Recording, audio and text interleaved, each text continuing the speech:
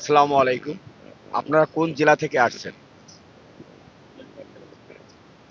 আপনাদের সাংগঠনিক পরিচয় আছে বিএনপি?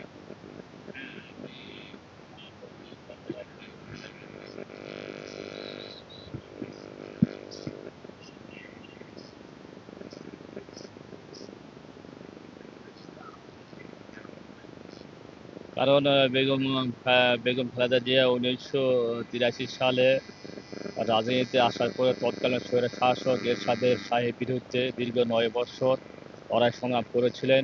সেই সময়টা থেকে স্বৈরাচার এরশাদ সরকারের পক্ষ থেকে বেগম জিয়ার কাছে বিভিন্ন লোভনীয় অফার এসেছিল, কিন্তু বেগম জিয়া সেই অফারগুলোকে প্রত্যাখ্যান করে 9 বছর ব্যাপী সে হোসেন মোহাম্মদের সাথে বিরুদ্ধে লড়াই সংগ্রাম করেছেন। অপরপক্ষে সেই সময়ের আওয়ামী লীগ নেত্রী শেখ হাসিনা লড়াই থেকে এরশাদের প্রস্তাবে রাজি হয়ে 1986 সালে জাতীয় সংসদ নির্বাচন করেছিলেন।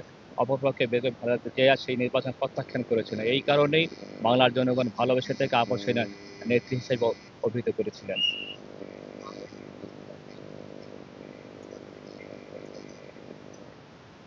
কারণ বিএনপির দীর্ঘ 17 বছর বাংলাদেশের গণমানুষের কথা চিন্তা করে স্বৈরাচার ফ্যাসিবাদের বিরুদ্ধে লড়াই সংগ্রাম করেছে, এবং আপনার আমার যে অধিকার, ভোটের অধিকারকে প্রতিষ্ঠিত করতে গিয়ে বিএনপির হাজার হাজার নেতাকর্মী মিথ্যা মামলায় জেলে ছিলেন এবং নির্বাচিত জীবনযাপন করেছিলেন, এবং 4 শতাধিক নেতাকর্মী খুন এবং গুমের শিকার হয়েছিলেন, এবং 60 লক্ষ লোক মিথ্যা মামলা পর্যবেক্ষিত হয়েছিলেন। এবং 5ই আগস্টের যে সফল ছাত্র জনতা গণ অভ্যুত্থান, এই অভ্যুত্থানের পিছিয়ে কারিগরে ছিলেন বিএনপির এবং আমাদের প্রিয় নেতা তারেক রহমানের নেতৃত্বে এই বিপ্লব সংগঠিত হয়েছিল। এই কারণে আমরা মনে করি দেশের আপামর জনগণ বিএনপিকে ভালোবেসে এবং শহীদ জিয়ার প্রতি শ্রদ্ধাবোধ রেখে আগামী 12 নির্বাচনে ধানের শেষে ভোট দিয়ে বিএনপিকে নির্বাচিত করবে।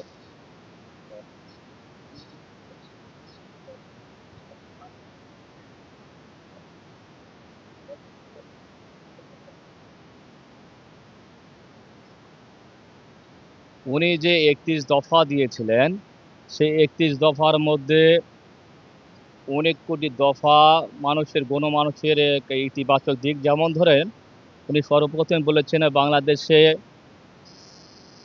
একটি সরকার প্রতিষ্ঠিত হবে, রেইনবো সরকার। সে রেইনবো সরকার হচ্ছে সকল ধর্ম মত নির্বিশেষে সকল ক্ষুদ্র নৃগোষ্ঠীর প্রতিনিধিদেরকে নিয়ে সে সরকারটা করতে করতে চায়। সেই গতিতে সে সরকারটা জাতীয় সরকার আদলে হবে। তিনি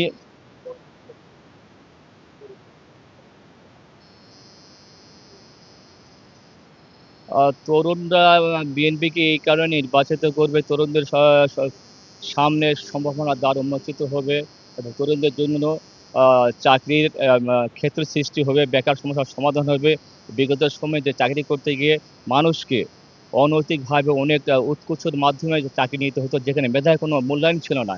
কিন্তু বর্তমানে বিএনপি সরকার আসলে মেধার সঠিক মূল্যায়ন হবে, যেখানে কোনো তদবির ছাড়া, কোনো উৎকোচ ছাড়াই মেধার ভিত্তিতে চাকরি দেওয়া হবে। এই কারণে তরুণরা আগামী নির্বাচন ধানের শেষে ভোট দিয়ে নির্বাচিত করতে চায়।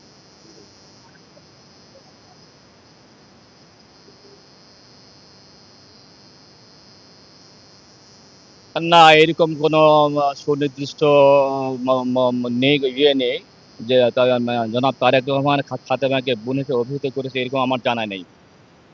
হয়তো সে বাড়িতে দীর্ঘদিন গৃহকর্মী হিসেবে ছিলেন, এবং গৃহকর্মী হিসেবে থাকার কারণে বেগম জিয়ারা পাশে ছিল, তার প্রতি শ্রদ্ধাবোধ থাকতে পারে, ভালোবাসা থাকতে পারে।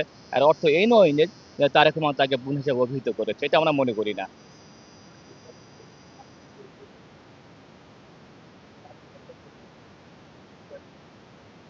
আ- তরুণ ভোটাররা বর্তমান যে জাতীয় সংসদ নির্বাচন অনুষ্ঠিত যাচ্ছে, সেই নির্বাচনের বড় একটা অংশ, প্রায় 4.5 কোটি তরুণরা যারা প্রথম ভোট দিতে যাচ্ছে। তরুণরা আজকে 12 নির্বাচনে যারা ভোট দেবে, শুধু শুধু তরুণ কেন, আমরা বিগত 17 বছর জাতীয় এবং স্থানীয় কোনো পর্যায়ে আমরা ভোট প্রক্রিয়া অংশগ্রহণ করতে পারি নাই আমরা। এই কারণে তরুণরা যে আগ্রহটা বেশি, তাদের প্রথম ভোট, আমরাও চাই তারুণ্যের প্রথম ভোট ধানের শেষের পক্ষে হোক।